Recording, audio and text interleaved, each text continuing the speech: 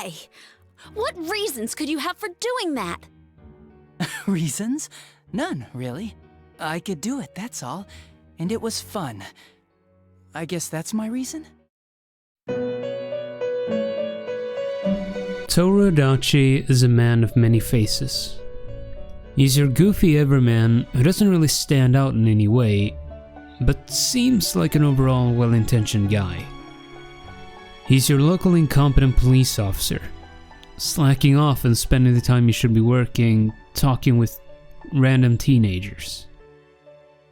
He's your typical loner with no real interests or passions. And yeah, sure, he can come off as a bit cold at times, but he never really sends off any alarms. And then he's this.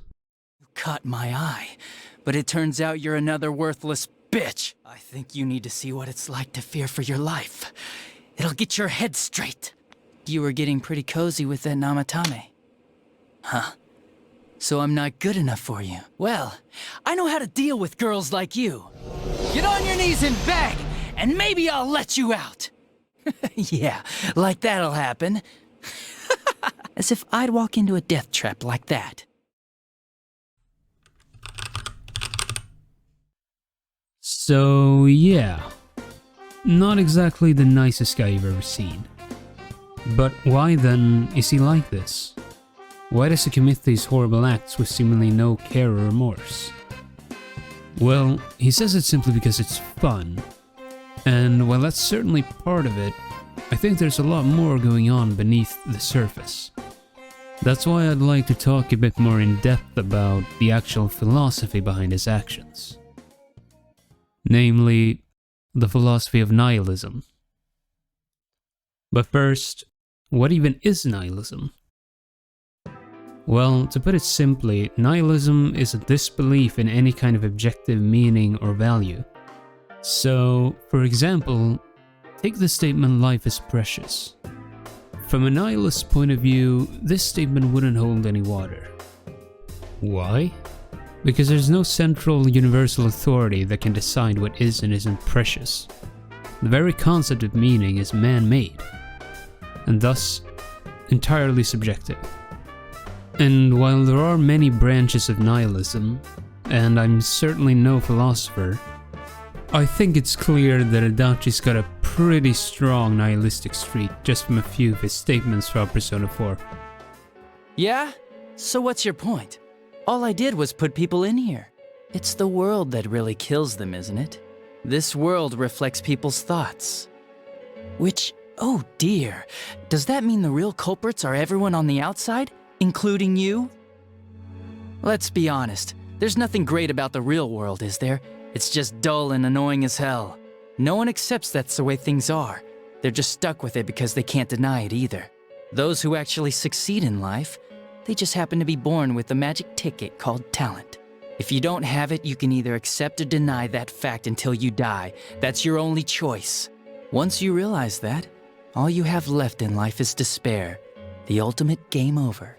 Listen, you might have hopes and dreams right now, but that's only because you know nothing about reality. One day you'll see, you'll be faced with a boring reality that boxes you in, no matter where you go. Come on, how many people out there actually think about what's real, or what's right and wrong? Next to none, I bet. It's useless to think about those things in the first place. You don't get anything out of facing reality, and there's no way to change it either. I mean, what could be more boring than brooding over things you can't change? It's better to just ignore them and believe only what you want to believe in life. From these statements alone, we can see all sorts of ideas common to the straw nihilist archetype. Shirking responsibility? Check. Lamenting the meaninglessness of the world? Check. Claiming that there's no point in facing reality? Check. And I think it's this worldview of his, along with his sociopathic tendencies, that makes it so easy for him to rationalize his actions. I mean, if there truly was no meaning or value in anything, what would even be the point of having any kind of morality? It would be like trying to act morally in a video game, which is precisely how Adachi sees it. I mean, he even calls it a game. But I think what's even more interesting is the contrast between Adachi's philosophy and the philosophy of the game itself.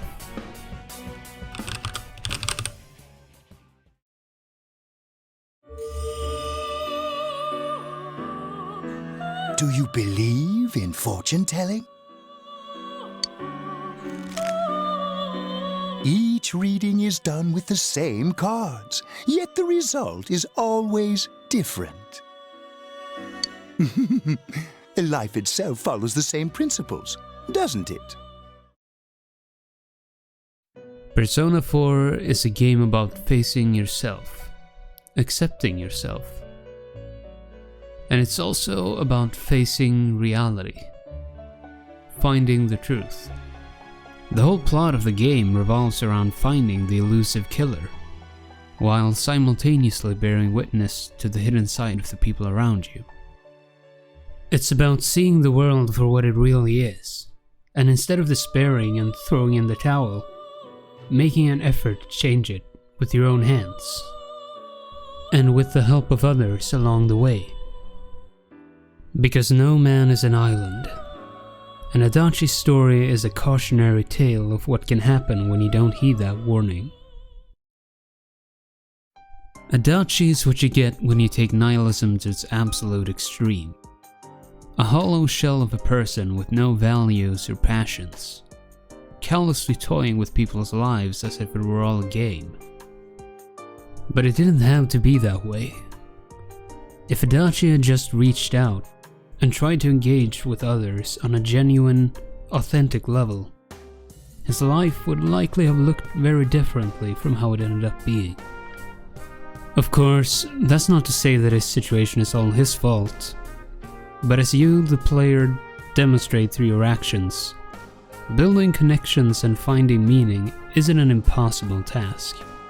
Adachi even lampshades this after the battle with the Manusagiri. We have the same power, but things turned out so differently for us. Friends, huh? That's the last thing I want to hear about right now. But maybe if I had been more like you, things wouldn't have gone this way. That being said, the benefit of socializing and building bonds in the real world can seem a bit vague and uncertain. And to say that everyone who doesn't participate in society will turn out like Adachi would be both incorrect and irresponsible. But it does show the importance of broadening your perspective, instead of isolating yourself and creating an artificial wall between you and the rest of the world. Because if you stay in that bubble for long enough, one day you may very well end up feeling the same way Adachi does. That nothing matters. That everyone is worthless. That life is a game. Adachi isn't just some sociopathic serial killer. He's a reflection of the dark underbelly of society. The yin to the protagonist's yang. The other side of the same proverbial coin.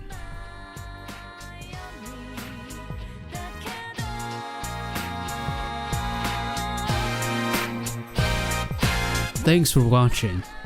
If you enjoyed this video, I'd really appreciate it if you could drop a like and a subscribe. I know, but it helps more than you think. Really.